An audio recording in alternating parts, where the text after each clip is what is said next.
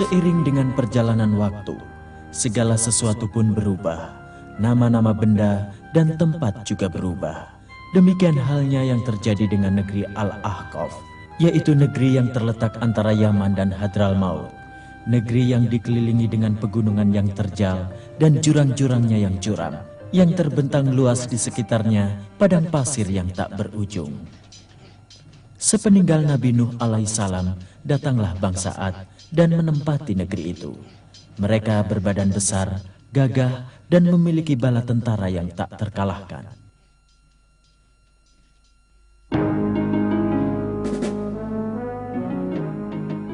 Dari mana raja kita Ad akan mendapatkan bala tentara seperti kita yang berbadan kuat, sehat, dan juga pintar? Seluruh rakyat Ad lemah, tidak berdaya. Ya, tidak seperti kita, kuat lagi perkasa. Bukankah kita sudah sering berlatih perang di padang yang tandus sejak kecil? Benar, dan darah kita sekarang adalah kekuatan dan lambang kemenangan. Raja Ad pasti akan memberi kita berbagai macam hadiah dan kesenangan. Bangsa Ad memang memiliki badan yang besar, tapi mereka gemar berbuat zalim dan suka bermusuhan.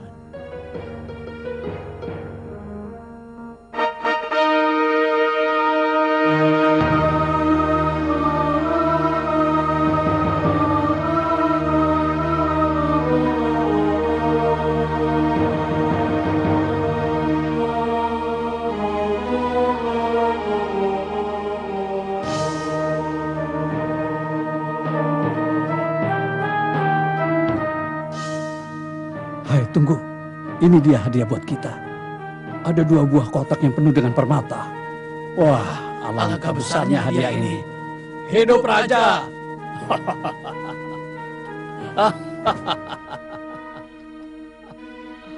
Kemenangan akan selalu ada di tangan kita. Bukankah kita bangsa yang paling kuat di muka bumi? Semoga kejayaan selalu bersamamu, wahai Raja Ad yang Maha Agung. Kekallah kerajaanmu, wahai raja yang mulia. Mari kita berterima kasih kepada Tuhan Yang Maha Esa. Perintahmu, wahai tuanku. Kemarilah, kemarilah. Kalian berdua akan mendapatkan hadiah yang besar.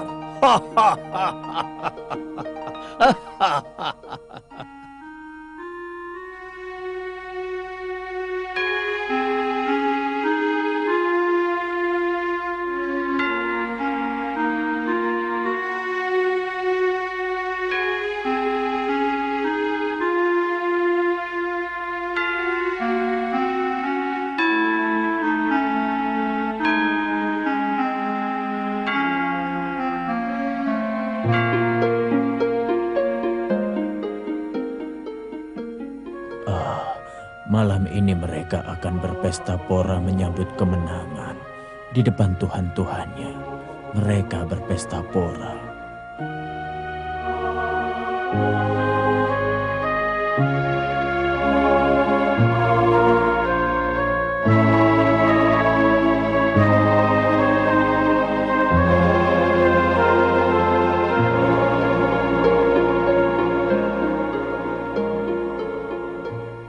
Hai kedua anakku, kalian akan mewarisi kerajaan ini kelak dengan kekuatan dan keperkasaan.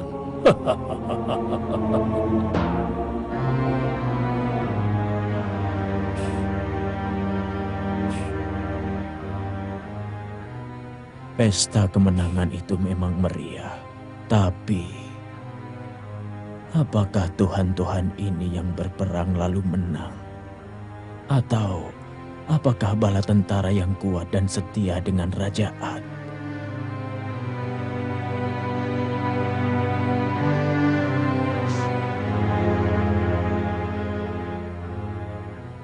Sungguh sesuatu yang membingungkan.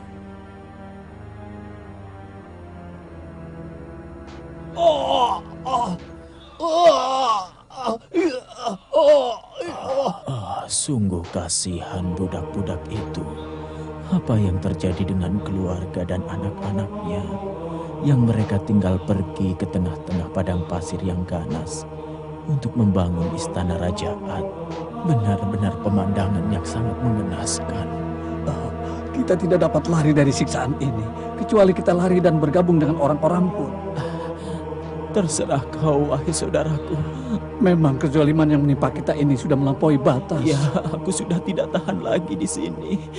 Aku sakit. Apakah kalian lupa? Kalau kalian dilarang untuk bicara, cepat hai budak-budak hina. Kita harus sampai ke padang pasir sebelum matahari terbit. Dua.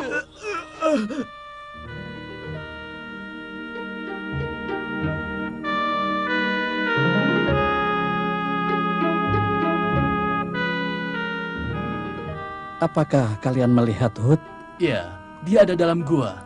Beribadah sejak dari pagi kepada Tuhannya. Lihat, ada seseorang sedang menuju kemari. Siapakah gerangan? Sepertinya dia seorang pendeta. Apa yang menyebabkan dia datang kemari? Selamat pagi, wahai saudaraku.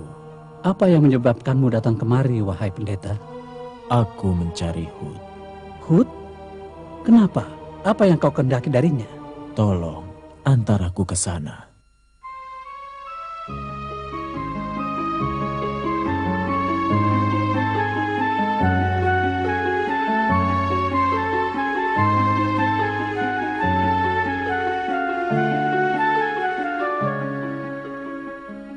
Sesungguhnya telah melampaui batas, ya Hud. Dan aku mulai berpikir tentang apa yang kau perbuat. Aku juga mulai ragu dengan tahun-tahun ini.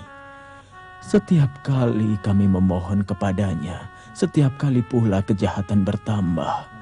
Kezaliman sesama manusia semakin merajalela. Tidakkah kalian dengar Hud berkata, ini adalah balasan bagi mereka, karena mereka melupakan agama kakek mereka, Nuh, kemudian menyembah berhala. Bagaimana mereka bisa menyembah patung yang mereka buat dengan tangannya sendiri dan tidak menyembah Allah yang telah menciptakannya? Sesungguhnya Nabi Hud tidak akan pernah berhenti mengajak bangsanya untuk beribadah kepada Allah dan beriman kepadanya, tapi mereka tidak mau mendengar.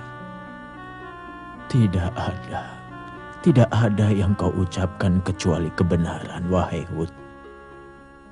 Bukankah patung-patung itu milik kakek-kakek kita yang beriman kepada Nuh dan selamat dari Taufan? Kami ingat hal itu. Yang kemudian patung-patung itu berubah menjadi Tuhan yang disembah oleh manusia. Lalu, apa yang harus kami lakukan, wahai Hud? Apa yang harus kami lakukan?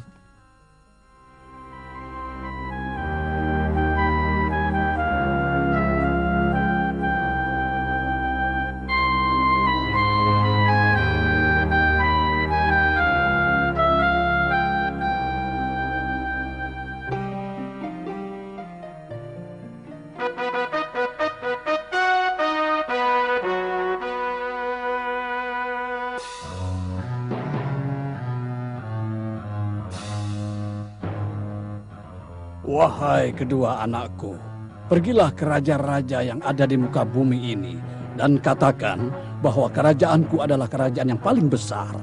Baik, Ayahanda.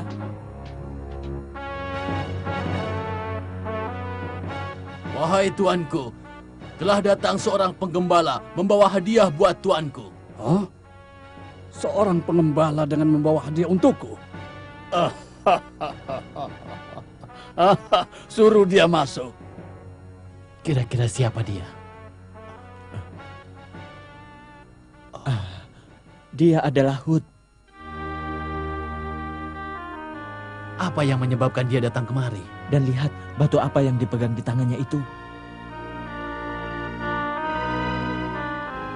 Orang ini mempersembahkan batu ini untuk Baginda. Dan dia mengatakan bahwa banyak dari bangsa Ad yang hatinya sekeras batu ini.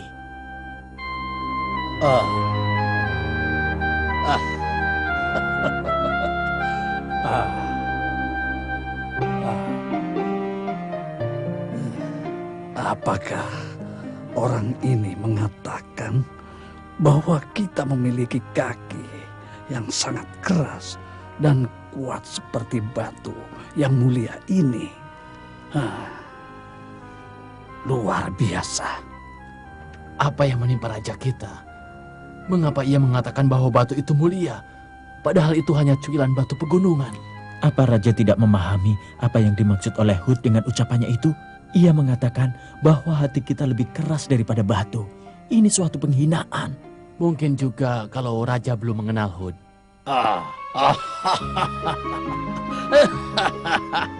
Aku akan memberimu imbalan. Dan mengangkatmu sebagai mandor budak-budakku.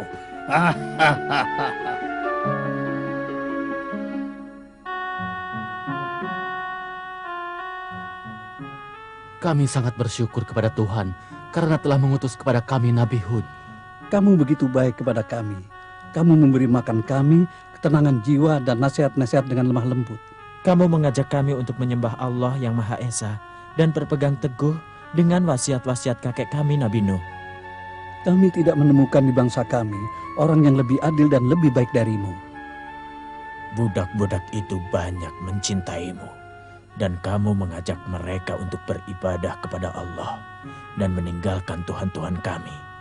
Sekali-kali raja kami tidak akan memberikan ampunan dalam hal ini. Tunggu saja kalian.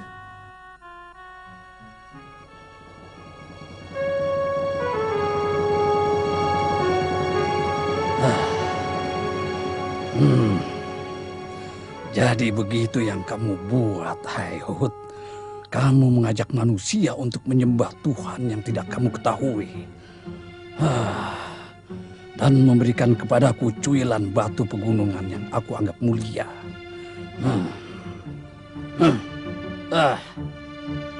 Bawa Hud kemari.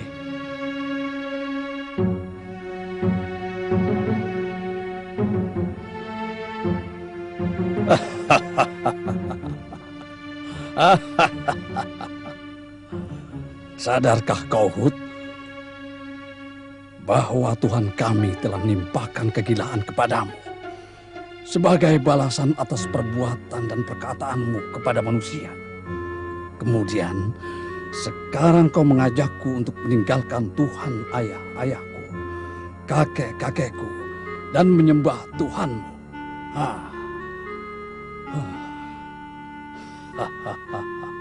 Dan kau katakan bahwa ajalku di tangannya.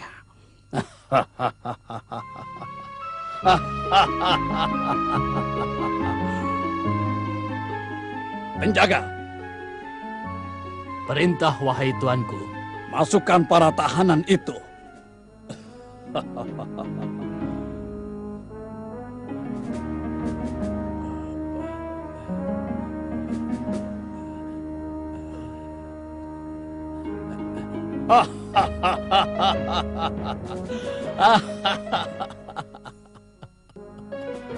Lihatlah para tawanan itu, ya Hud. Sesungguhnya ajal mereka di tangan kami. Kami akan membunuh mereka semua. Lalu suruhlah Tuhanmu untuk melarang kami dari membunuhnya. Ayo, bunuh mereka semua. Tunjukkan kekuatan dan perkasaan kalian kepada Hud. Baik yang mulia. Baik yang mulia. Jangan bersedih, wahai Hud. Engkau telah menyampaikan risalah Tuhanmu dengan amanat, dan engkau telah menasihati mereka. Belum merasa cukupkah? Mereka menyiksamu hingga kau mengucurkan darah. Bagaimana mereka bisa tega berbuat seperti itu? Tidakkah kamu mendengar bahwa Hud berkata, sesungguhnya Allah akan menimpakan bencana terhadap mereka dengan siksa yang dekat. Setelah Nabi Hud yakin bahwa bangsanya tidak mau meninggalkan berhala dan beriman kepada Allah, Nabi Hud berdoa agar Allah menimpakan bencana kepada mereka dengan paceklik dan kemarau. Allah mengabulkan doa Hud. Hujan pun tak kunjung turun hingga sungai-sungai menjadi kering. Tanaman-tanaman pun menjadi layu. Binatang-binatang ternak pun mati, sehingga mereka dalam keadaan yang menyedihkan selama bertahun-tahun.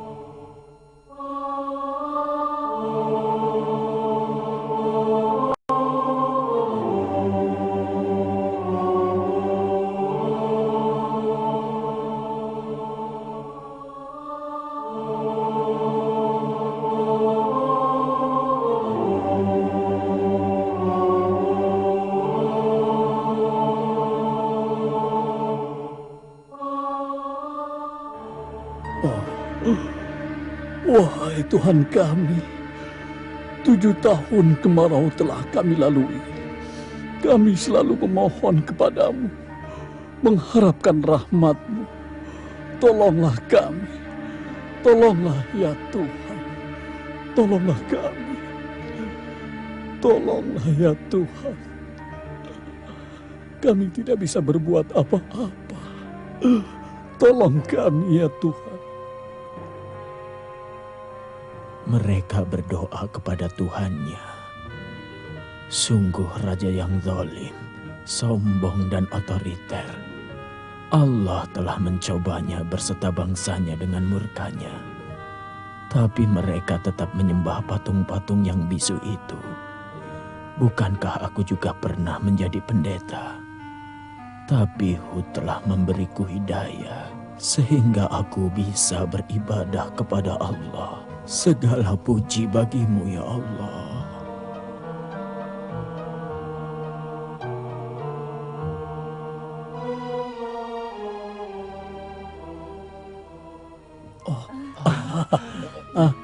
Hujan akan turun. Hujan akan turun. Iya, sepertinya sudah mendung.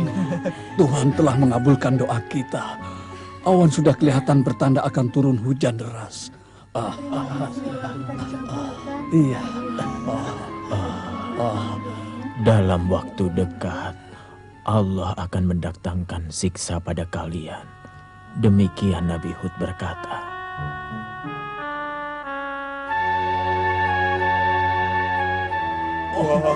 Terima kasih Tuhan. Turun hujan. Iya, sudah mendung langitnya. Wah, terima kasih Tuhan. Akhirnya kita tidak kekeringan lagi. Terima kasih Tuhan. Engkau telah mengembalikan raja di raja yang hilang. Terima kasih Tuhan. Terima kasih Tuhan. Terima kasih Tuhan.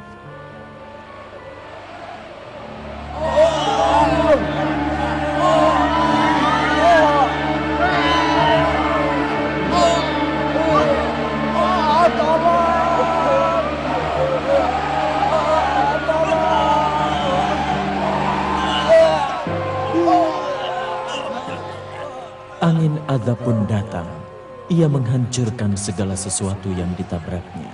Segalanya berantakan. Selama 7 malam 8 hari, Tofan terus menghantam tiada hentinya. Hingga hancurlah bangsa Ad, dan selamatlah Hud dan orang-orang yang beriman bersamanya. Kemudian Nabi Hud menuju Hadrol Maut untuk meneruskan sisa hidupnya bersama orang-orang yang beriman dengannya. Bismillahirrahmanirrahim. ولما جاء أمرنا نجينا هودا والذين آمنوا معه برحمة منا ونجيناهم من عذاب غليظ وتلك عاد جحدوا بآيات ربهم وعصوا رسله واتبعوا أمر كل جبار عنيد وأتبعوا في هذه الدنيا لعنة ويوم القيامة ألا إن عادا كفروا ربهم ألا بعدا لعاد قوم هود صدق الله العظيم. Dengan menyebut nama Allah yang Maha Pengasih lagi Maha Penyayang. Dan tatkala datang azab kami selamatkan Hud dan orang-orang yang beriman bersama dia dengan rahmat dari kami. Dan kami selamatkan pula mereka di akhirat dari azab yang berat. Dan itulah kisah kaum Ad yang mengingkari tanda-tanda kekuasaan Tuhan mereka dan mendurhakai Rasul-Rasul Allah, dan mereka menuruti perintah semua penguasa yang sewenang-wenang lagi menentang kebenaran. Dan mereka selalu diikuti dengan kutukan di dunia, dan begitu pula di hari kiamat. Ingatlah, sesungguhnya kaum Ad itu kafir kepada Tuhan mereka. Ingatlah, kebinasaanlah bagi kaum Ad, yaitu kaum Hud. Maha benar Allah dengan segala firman-Nya.